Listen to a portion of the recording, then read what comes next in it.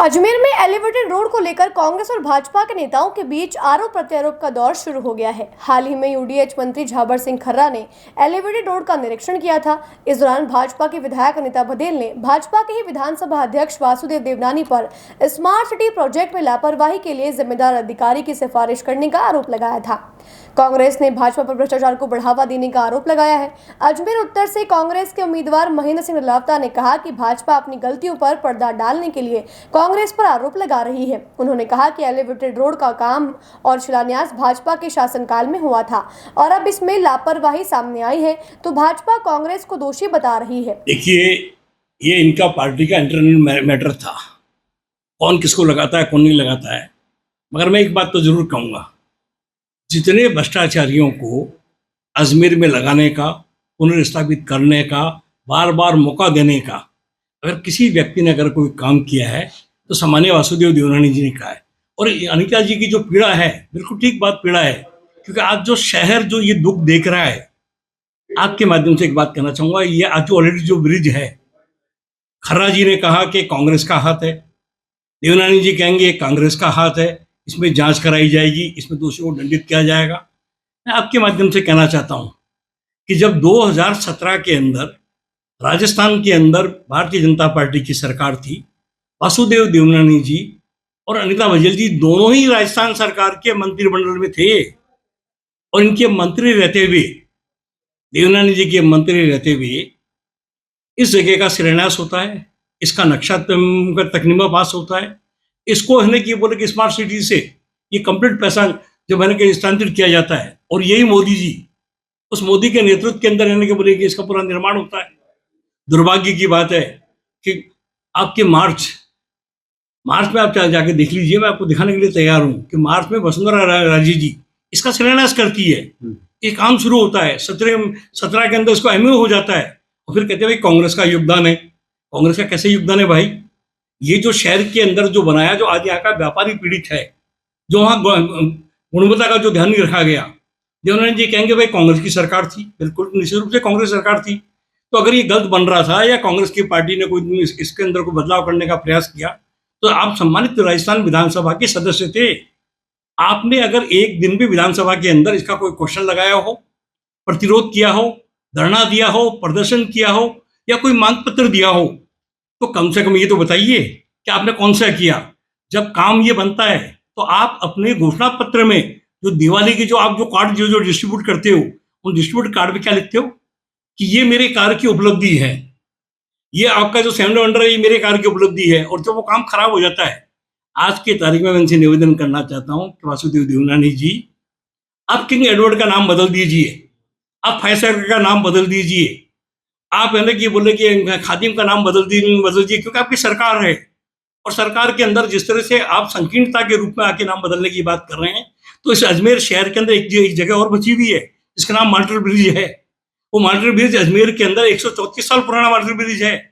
वो आज भी उसकी गुणवत्ता को देखते हुए ये जो निर्माण होना चाहिए, निर्माण कम से कम उसको मद्देनजर रखते हुए कि उस जमाने के अंदर भी जिस गुणवत्ता के साथ में काम हुआ था, एलडब्ल्यू ब्रिज का अगर काम उस गुणवत्ता के साथ में होता, जब नीचे लोग खड़े होते हैं, लोगों को लगता है कि मैनाल के झरने का हम आनंद ले रहे हैं। जो मैनाल का झरना जो है राजस्थान के अंदर, उसका हम ले रहे हैं। जब नीचे खड़ा होता है तो नीचे ऊपर से पानी टपकता है, आदमी चलता है तो असुरक्षित महसूस करता है। नीचे का व्यापारी दुखी, ऊपर का चलने वाला दुखी, कहाँ रोड सिंगल है, कहाँ डबल है और क्या गुणवत्ता उसकी हुई है। मैं निवेदन करना चाहता हूं कि जिसका राजा अंधा और बहरा होगा, उस राज के अंदर यही होगा। और जब ये होगा और उसके बाद के अंदर आप कहोगे इसमें कांग्रेस ने कर दिया, मैं कहूंगा कि मैं अनिता बघेल जी की इस बात को तायद करना चाहूंगा कि उन्होंने जो कहा, बिल्कुल स्पष्ट रूप से कहा है कि जो ये राजेश मोदी और उसके बाद के अंदर जितने लोग जो इनके चहेते हैं वासुदेव देवनानी जी के, इनके विरुद्ध जांच होनी चाहिए। मैं आपके इस माध्यम से एक चीज और कहना चाहता हूं, लोग कहते हैं कि साहब भ्रष्टाचार के अंदर कोई कंप्लेंट करने वाला हो, लोग कहते हैं कि साहब उस पर एंटी करप्शन की कोई वॉइस रिकॉर्ड हो, कोई कहता है साहब इसका हो, तो आपके माध्यम से जो 13 केस नगर निगम में हैं वो अखबार की कटिंग के आधार पर हुए थे मुकदमा दर्ज। तो जब वो अखबार की कटिंग में दर्ज हुए तो आप पूरा अखबार भरे पड़े, तो क्या इनके विरुद्ध के ऊपर एसीडी मुकदमा दर्ज करेगी? क्या इनके विरुद्ध कार्रवाई करेगी? क्या इनसे वो पैसा वसूला जाएगा? क्या इनके ऊपर कि जो वहां गुणवत्ता नहीं है? तो मैं चाहता हूं कि निश्चित रूप से ये होना चाहिए। और अजमेर के अंदर ऐसे भ्रष्ट अधिकारियों का जो लोग इस तरह का मूवमेंट करके सरकारी पैसे का जो दुरुपयोग करते हैं, और हमारे यहाँ का जो अजमेर का सम्मान के रूप में जो प्रतीक बनता है चीज, उसका जो दुर्गा जो होता है उसकी जांच होनी चाहिए, उस पर कठोरतम कार्रवाई होनी चाहिए। और ऐसा अधिकारी अभी नहीं, अपने पूरे सेवा काल में अजमेर में नहीं लगना चाहिए। ये जनप्रतिनिधि चाहे कांग्रेस का हो चाहे बीजेपी हो, उसकी एक सहमति तो है कि जहां भ्रष्टाचार का जो अधिकारी पे आरोप लगता है, चाहे वो अनिता जी लगाए, चाहे उसको महेंद्र राउता लगाएं, चाहे कोई तीसरा नेता लगाएं, उस अधिकारी को अजमेर में पुनर्स्थापित नहीं किया जाना चाहिए। उसके विरुद्ध कठोरतम कार्रवाई की जानी चाहिए। और उनके साथ साथ न्यायिक जांच करा के, मैं कहता हूं कि एसीडी में मुकदमा दर्ज होना चाहिए, न्यायिक जांच होनी चाहिए, और राजस्थान हाईकोर्ट के वर्तमान न्यायाधीश से इसकी जांच कराकर दोषियों से एक एक पैसा वसूल किया जाना चाहिए। भाजपा के शहर अध्यक्ष रमेश सोनी ने कहा कि पार्टी के अंदर अपनी बात रखने के लिए पार्टी का प्लेटफॉर्म है, लेकिन सार्वजनिक रूप से मीडिया के सामने विधायक अनिता भदेल की बयानबाजी सही नहीं है। देखिए, किसी भी अधिकारी की कार्यप्रणाली से कोई आवश्यक नहीं कि प्रत्येक व्यक्ति या जनप्रतिनिधि संतुष्ट हो। और निश्चित रूप से जहां तक मेरी जानकारी है, जिस प्रोजेक्ट डायरेक्टर राजेश मोदी के लिए बात माननीय अनिता जी ने कही है, उनका अभी तक कोई ट्रांसफर हुआ नहीं है। तो इस बात को मैं कह सकता हूं कि इस बात को कहना कि इस प्रकार की कोई किसी के भी द्वारा माननीय विधायक महोदय ने जो बात कही है कि माननीय वासुदेव जी देवनानी जो राजस्थान विधानसभा अध्यक्ष, उनके द्वारा उनके पास जाकर के उसने कोई सिफारिश करवाई है, तो देखिए निश्चित रूप से जनप्रतिनिधि एक ऐसा माध्यम होता है कि प्रत्येक व्यक्ति, आम जनता और प्रत्येक कर्मचारी, सरकारी कर्मचारी, अधिकारी अपनी बात को लेकर के, अपनी वेदना को लेकर के, अपनी पीड़ा को लेकर के पहुंचते हैं। और निश्चित रूप से यदि उन्होंने मान लीजिए कोई ऐसा वहाँ पर पहुँच करके उनके सामने कोई दरखास्त की होगी, तो ये उनका विवेकाधिकार है। लेकिन मेरा मानना है कि चूंकि अभी तक उनका ट्रांसफ़र हुआ नहीं है, इसलिए कोई इश्यू नहीं है। लेकिन हाँ, इस बात को मैं निश्चित रूप से कहना चाहूँगा कि हम लोकतंत्र में जब काम करते हैं तो निश्चित रूप से और जब हम एक विशेष दल के व्यक्ति अगर संगठन में हैं, तो सार्वजनिक रूप से किसी भी मंच पर इस बात को कहना ये ठीक नहीं है। अपनी बात को कहने का हमारे पास प्लेटफॉर्म है, मंच है, हमारी पार्टी है, हमारी सरकार है,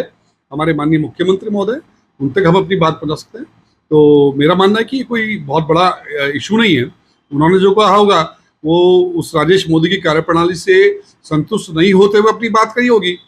और निश्चित रूप से अगर उन्होंने बात कही है तो मुझे लगता है कि इस बात को उनको उचित माध्यम और उचित मंच पर रखना चाहिए। वहीं नगर निगम के डिप्टी मेयर नीरज जैन ने कहा कि विधानसभा अध्यक्ष का इस मामले में कोई लेना देना नहीं है, और अगर उन्होंने किसी अधिकारी की सिफारिश की भी होगी तो उसमें कुछ गलत नहीं है। देखिए, इस मुद्दे पर मेरे को कुछ नहीं कहना है। हो सकता है कि अनीता जी को लग रहा होगा वो विधायक है, उनके क्षेत्र में उस व्यक्ति ने काम किया और जिस प्रकार का काम उसने किया उसको लेकर के संतुष्ट वो नहीं थी, और किसी कतिपय मार्ग द्वारा